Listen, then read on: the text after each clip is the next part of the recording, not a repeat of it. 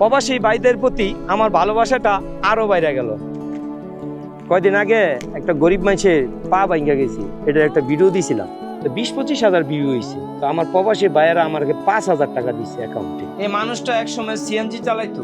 আজ থেকে 4 বছর আগে অ্যাক্সিডেন্ট করে ওনার বাম পাটা আর বাম হাতটা একদম ভাঙা যায়। আর বাম পাটা 4 ইঞ্চি ছোট হয়ে গেছে। এই পর্যন্ত 4টা অপারেশন করছে।